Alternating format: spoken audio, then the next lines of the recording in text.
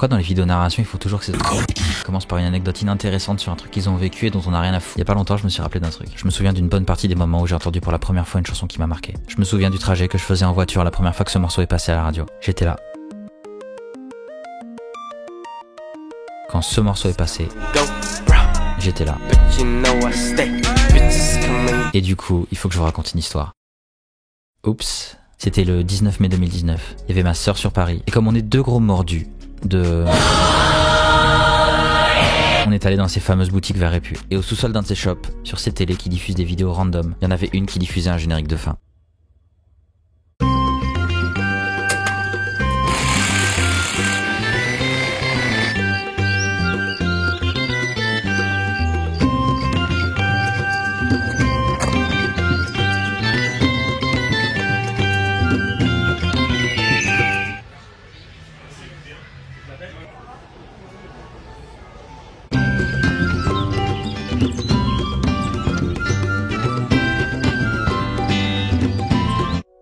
Sur le moment, la chanson m'a interpellé.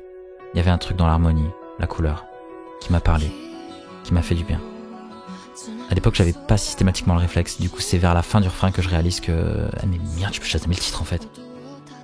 Vous voyez ce moment où vous savez qu'il ne reste que quelques secondes sur le morceau et du coup vous priez viscéralement pour que Shazam ait le temps de faire son taf. Sauf qu'on était au niveau -1 de la boutique et il n'y avait pas de réseau. Heureusement, Shazam possède une fonctionnalité qui est capable de garder l'extrait enregistré en mémoire pour l'analyser quand le téléphone va retrouver de la réception. Cette vidéo n'est pas un placement de produit, mais c'est pour ça que je connais la date exacte, hein, regardez. Le 19 mai 2019 à 16h36. Et du coup la track, c'était Ninli, interprétée par la chanteuse Aimée en featuring avec Shelly. Et le compositeur, c'était Hiroyuki Sawano.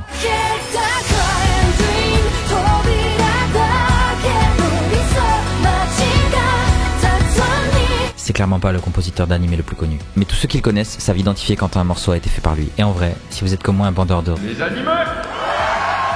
Il est fort probable que vous ayez déjà entendu un paquet de morceaux composés par lui. Du coup aujourd'hui, on va parler anime, on va parler musique et on va surtout parler du génie créatif qui relie les deux.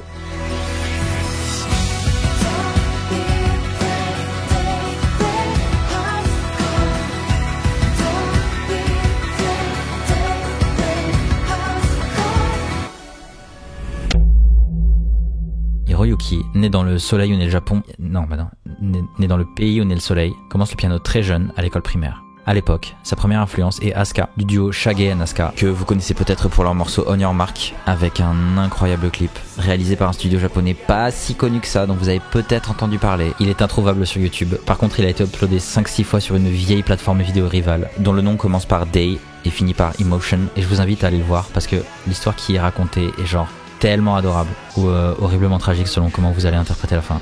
Le jeune Hiroyuki se voit bien devenir comme Tetsuya Komuro, claviériste du groupe TM Network. Regardez-moi ce flow. D'autant plus que ce dernier compose aussi des bandes originales, comme par exemple entre autres l'opening de Nicky Larson. En parallèle de ça, il écoute en boucle la BO de Si tu tends l'oreille, du studio d'animation susmentionné, ainsi que Kiki la petite sorcière. En plus de Joe Hisaishi, il va également se laisser influencer par Ryuichi Sakamoto, majoritairement connu pour son rôle et son travail musical sur Furio. Si ce morceau vous parle, déjà c'est parce que c'est l'un des plus beaux morceaux de tous les temps, et c'est d'ailleurs la raison pour laquelle ce morceau-là est quasi plus écoutable nulle part. Et il va également se laisser influencer par Hans Zimmer, majoritairement connu pour cet album de Tokyo Hotel.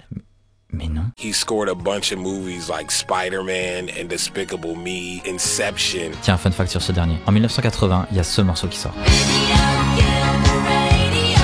Vous voyez le mec au synthé là derrière ? Le mec au synthé...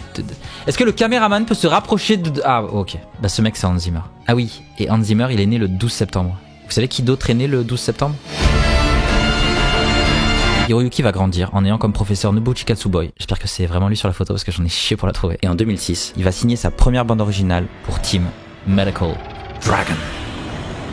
Alors ça j'adore, parce qu'on a dû lui dire, alors Hiroyuki en fait ça va être un drama adapté d'un manga sur la chirurgie, il y aura pas beaucoup d'action, les personnages sont pas censés beaucoup bouger, donc fais-nous un truc adapté, ok ? Et Sawano, il a répondu.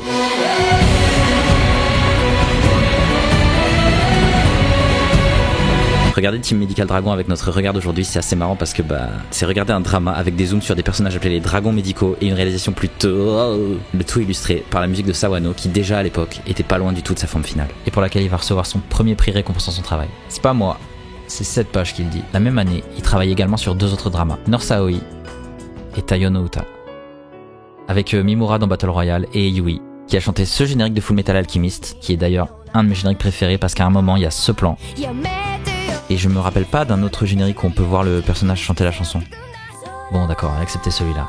Il va encore recevoir un prix pour son travail et il va... Alors j'ai réalisé que je viens de parler du film Taiyo no Uta et pas du drama Taiyo no Uta sur lequel Sawano a bossé.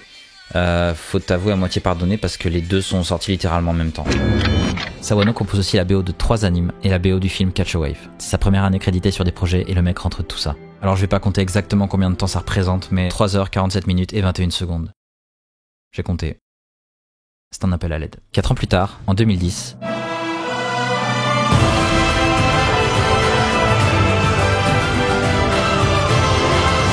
il travaille sur le premier gros projet qui va le faire connaître, en composant toute la musique de l'anime Gundam Unicorn.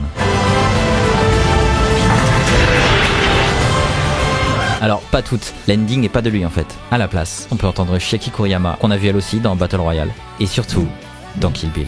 Ado, j'étais fou d'elle. À la suite de ça, Sawano va exploser.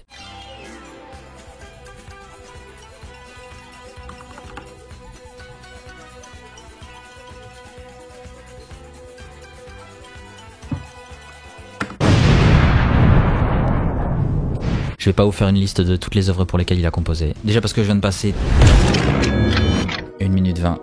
En vrai, ça va. Sur sa première année. Et qu'il en reste genre 14 avant d'arriver à aujourd'hui. Mais je vais vous en citer quelques-unes.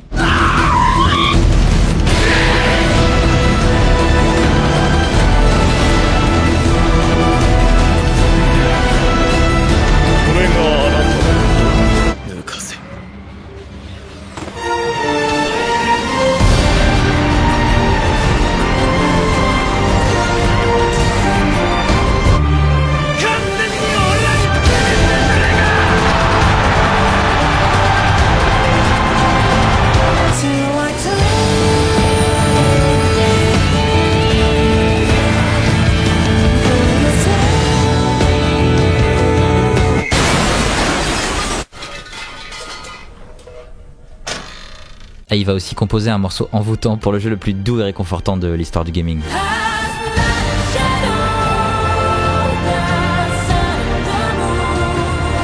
Et c'est en 2013 qu'il va travailler sur l'œuvre qui, aujourd'hui encore, fait qu'on connaît tous son nom.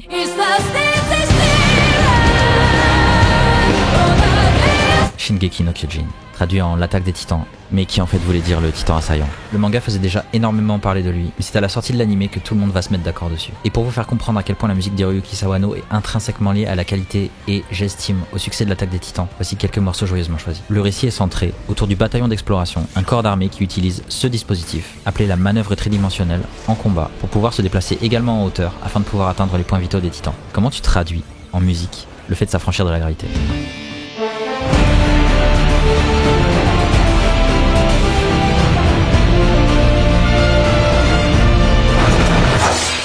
Alors je vous parle beaucoup de lui, mais au final je vous ai pas encore parlé de sa musique en elle-même. Les œuvres composées par Sawano sont curieusement assez simples à définir, c'est de la pop, qu'on pourrait dire orchestrale, avec des guitares saturées ou acoustiques en fonction des morceaux, et toujours articulées autour du piano. Sur chaque projet, il fonctionne plus ou moins de la même manière. Il va composer la chanson principale, le tube qui sera au cœur de la bande originale, puis va le décliner en versions différentes, en piano solo, en version orchestrale, etc. etc.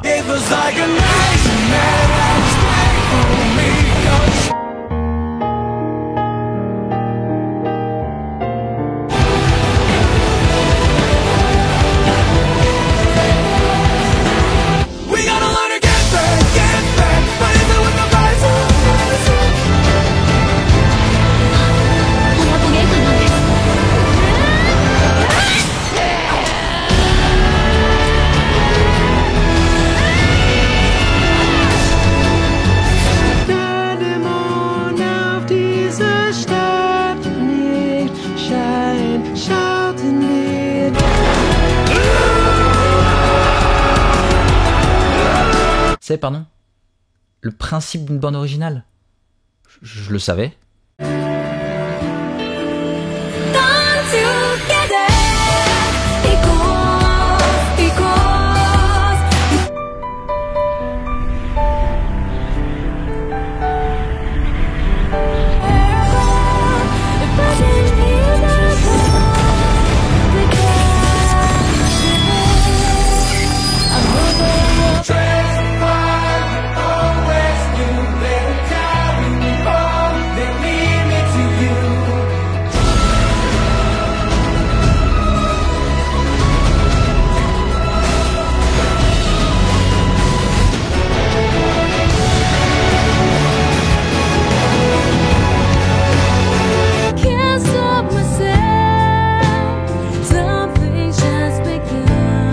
jamais il y a une des 10 personnes qui vont voir cette vidéo qui a pas encore maté SNK, vous pouvez aller à ce timecode parce que je vais spoil, je vais divulgacher une part de l'histoire. Alors va à ce timecode si tu veux pas savoir. Cet arc date d'il y a 11 ans pour le manga et 7 ans pour l'anime, mais vas-y. Imagine, depuis le début de l'anime, 3 de tes antagonistes sont dissimulés dans les personnages principaux. Et de nulle part, entre 2 phrases prononcées de manière anodine lors d'un moment random, les 2 restants décident de révéler qui ils sont. Comment tu illustres ça ?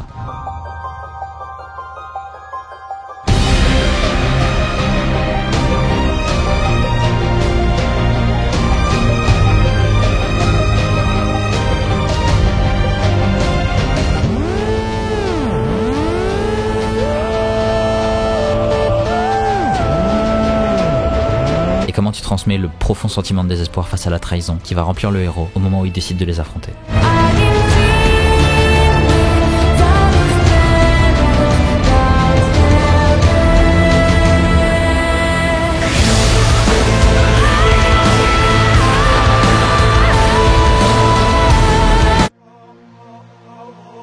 Faut aussi qu'on parle des titres qui donnent à ces morceaux.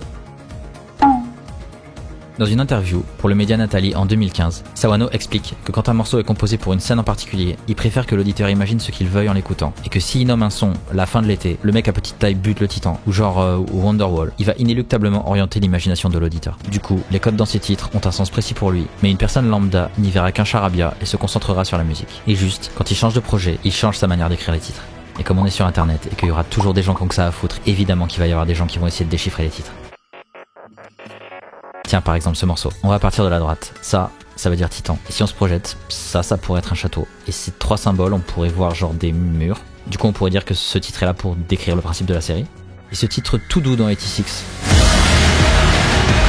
il est compliqué hein, comment tu le décrirais ce titre?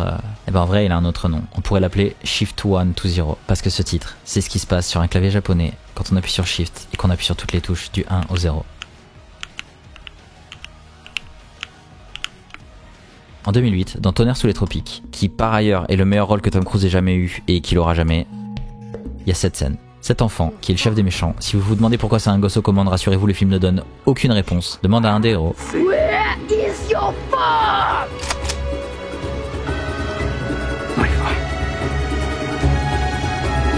Here's my motherfucking father! Et en français, la scène devient ça. Ta ferme.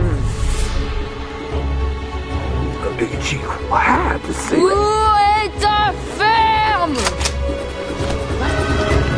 La ferme. ferme ta gueule!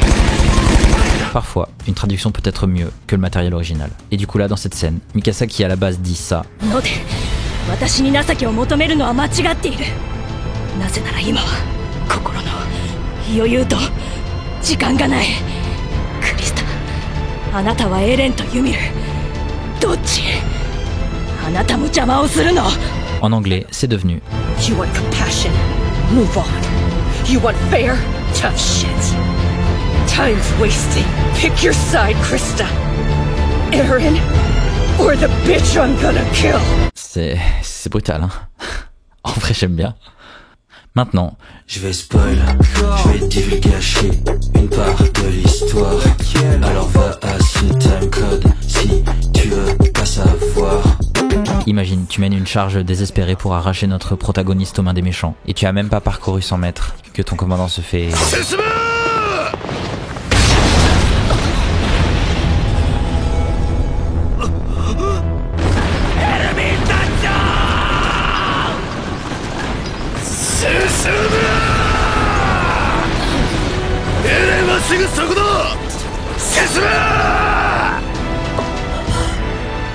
C'est impossible de pas être impressionné par ce moment, illustré par le thème de ce personnage de malade qui est Erwin Smith.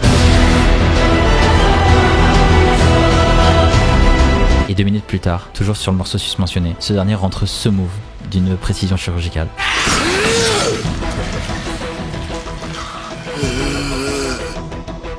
Alors que, je le rappelle, il vient de perdre son bras. Et j'ai vérifié, Erwin est droitier. Il dit adieu à son bras d'épée comme ça. Il y a même des théories de fans. Je vous laisse mettre en pause parce que sinon la vidéo va faire 50 minutes. Il y a une autre particularité dans sa composition. On peut pas vraiment parler d'une signature qui lui est propre. Le move est tellement répandu dans la musique en général que ce serait présomptueux de le lui attribuer. Mais sa communauté parle très souvent du Sawano Drop.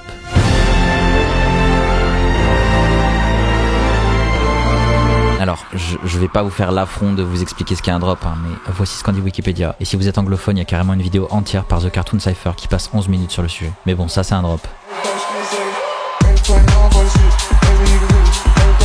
Ça, c'est un drop.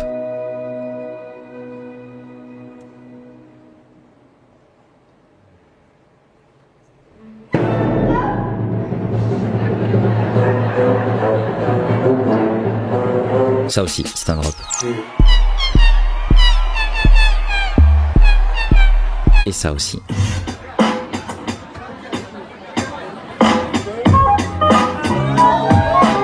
Mais du coup, dans la plupart de ces morceaux, Sawano construit sa structure,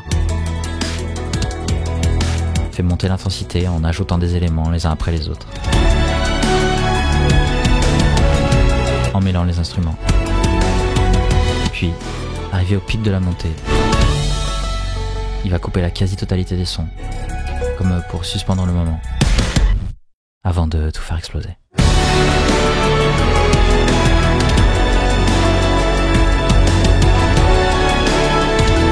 Je vais spoil, je vais divulgacher une part de l'histoire. Alors va à Timecode si tu veux pas savoir. Mon morceau préféré dans la BO de Shingeki no Kyojin, c'est pas un morceau dont je vous ai déjà parlé. Toute la BO est incroyable, certes, mais ce morceau pour moi, il a quelque chose en plus. On est peu après le coup d'éclat d'Erwin Smith de tout à l'heure, et il s'est passé genre 2-3 trucs.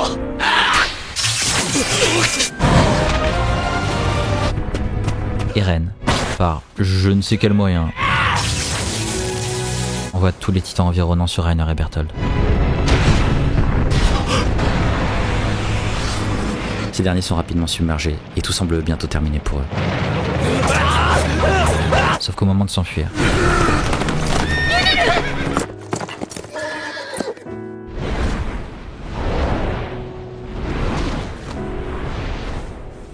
Ymir change d'avis.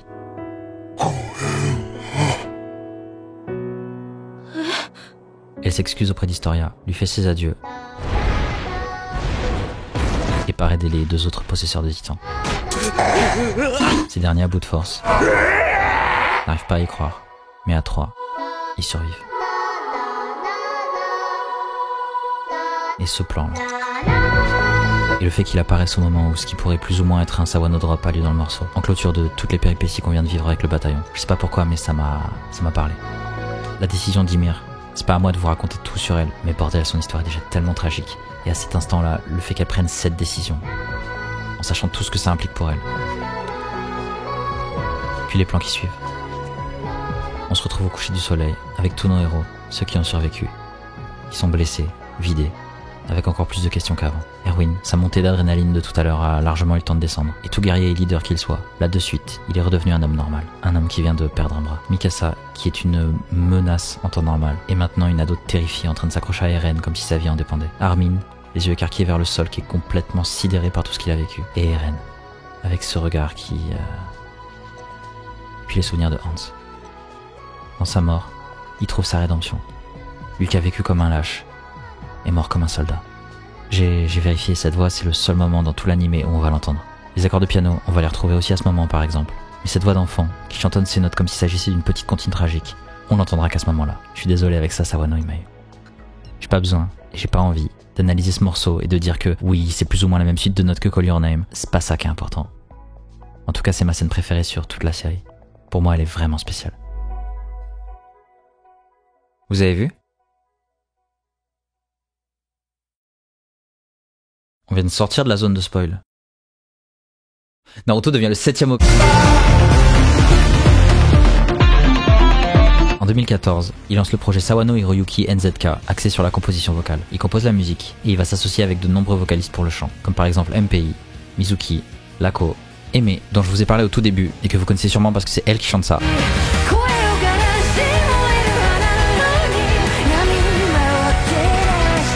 Yosh, que vous connaissez sûrement parce que c'est lui qui chante ça. Yves, que vous connaissez sûrement parce que c'est lui qui chante ça. Ou Ado, que vous connaissez sûrement parce que...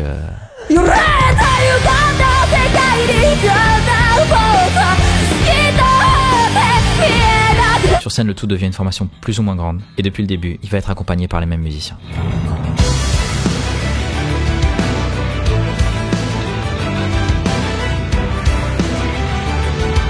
À la batterie, il y a eu aussi le regretté Yuya Mochi, surnommé Mashoi, décédé le 4 décembre 2019.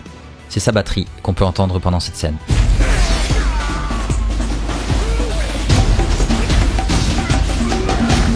Et il y a lui, Kota Yamamoto. Je sais pas si on peut parler de disciple, mais une grande partie des projets sur lesquels Yamamoto est crédité ont été faits en collaboration avec Sawano.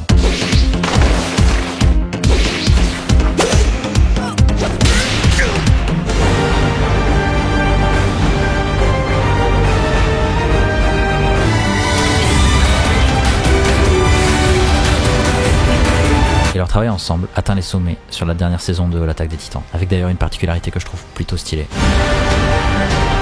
Dans la 4e et dernière saison, les musiques censées illustrer les personnages de Marley ont été composées par Yamamoto, tandis que celles autour des Eldiens, nos héros depuis le début du manga, ont été faites par Sawano, dans la continuité des 3 saisons précédentes. C'est une idée que je trouve vraiment intéressante et qui permet de donner 2 couleurs différentes mais complémentaires, au camp opposé pour le dernier arc de ce récit. Et quand, pour les Crunchyroll Anime Awards 2023, il est invité pour interpréter son morceau Ashes on the Fire, les musiciens qui l'entourent sont les mêmes qu'avec Sawano.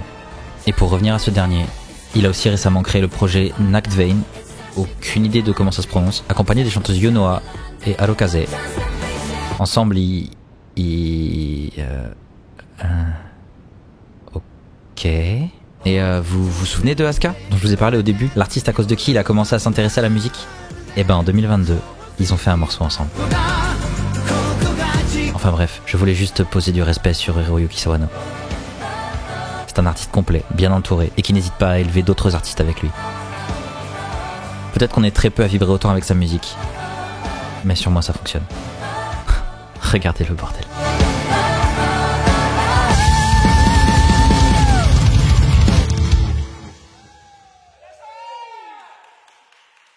En tout cas, si je vous ai parlé de Ninli au début, c'est pas anodin. Maintenant que j'ai poncé tout son catalogue musical, il y a énormément de titres qui sont chers à mon cœur. Je vous ai par exemple pas parlé de Tranquility, mais je reviens toujours à Ninli. Pas parce que c'était le premier morceau de lui que j'ai écouté, mais parce que c'est un morceau qui m'a accompagné, que j'ai redécouvert des dizaines de fois, dans des dizaines de lieux, à des moments où ça allait, et à des moments où ça allait genre moins.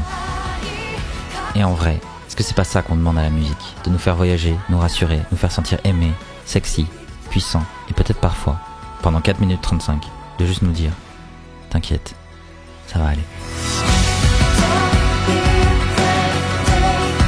Ok, alors là, normalement, ça devait être la fin de la vidéo. Il y aurait eu une envolée musicale sur des images censées provoquer l'émotion, mais c'est un peu trop attendu de faire ça. Jamais je ne terminerai une vidéo en cédant à la facilité. Et en plus, je voulais vous parler de mon Sawano drop préféré.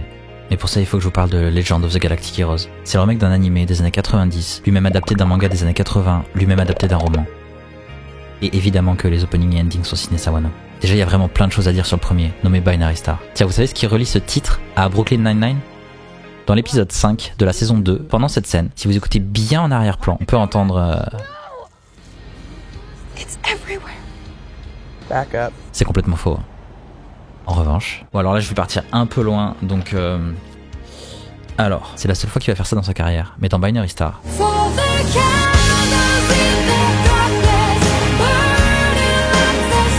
C'est la seule fois où il va avoir recours au sampling dans sa carrière, en l'occurrence ce morceau du groupe Starship. Qui illustre d'ailleurs cette incroyable scène du film The Skeleton Twins, dans laquelle on peut voir 2 ex-comédiens du Saturday Night Live. Le premier c'est Bill Hader, qui par ailleurs est le meilleur rôle que Tom Cruise ait jamais eu, qui est incroyable dans la série Barry. Lord, the Queen is dead. Et Kristen Wiig, qu'on a pu voir chanter du Bowie dans La vie rêvée de Walter Mitty. Si vous voulez une idée d'à quel point ils sont proches, regardez le tout dernier sketch de Kristen Wiig dans le SNL. Il y a littéralement Mick Jagger accompagné d'Arcade Fire qui chante pour elle. Chaque comédien du SNL, un par un, est venu danser avec elle. Puis le tour de Bill est arrivé, et...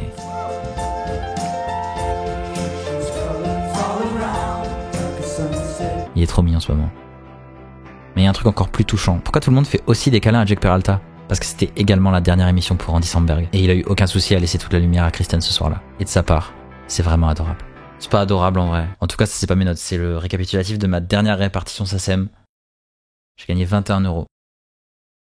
Ça vous énerve, hein, les gens qui réussissent. Mais en fait, je voulais vous parler de l'ending de la saison 3. Il existe en 2 versions, une pour chacune des factions rivales de l'histoire, dans laquelle la caméra effectue un travelling depuis le vaisseau d'un des 2 protagonistes vers celui de son rival.